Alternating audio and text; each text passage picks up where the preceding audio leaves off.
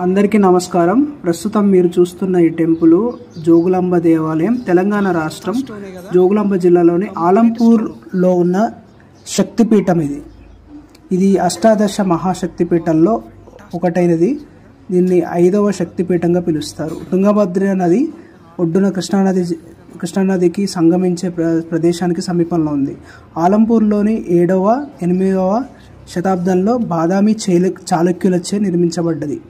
శివునికి అంకితమైన ఈ 9 శివాలయాల సమూహమైన నవబ్రహ్మ దేవాలయాల సముదాయంలో ఈ జోగులాంబ దేవాలయం ఉంది. ఈ ఆలయం హైదరాబాద్ నుంచి 200 కిలోమీటర్ దూరంలో ఉంటుంది. ఈ ఆలయ విశిష్టత ఏంటంటే సతీదేవికి చెందిన పైపళ్ళు పడిపోయిన శక్తిపీఠంగా ఈ జోగులాంబ దేవాలయం పరిగణించబడింది.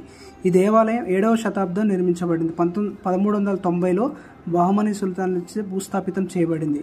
విజయనగర చక్రవర్తి 2వ అర్హరాయలు బహమనీ సుల్తాన్ సైన్యంతో పోరాడడానికి తన సైన్యాన్ని పంపాడని, తదుపరి దాడులను ఆపడానికి దేవాలయ సముదాయాన్ని పటిష్ఠించాడని చరిత్రకారులు చెబుతుంటారు. ఆలయంలో అతి దారుణ విషయం ఏమైనా ఉంది అంటే ఈ ఆలయం లోపలనే ముస్లింలు వారి యొక్క సమాధులను దర్గాలు నిర్మించడం చాలా దారుణమైన విషయం.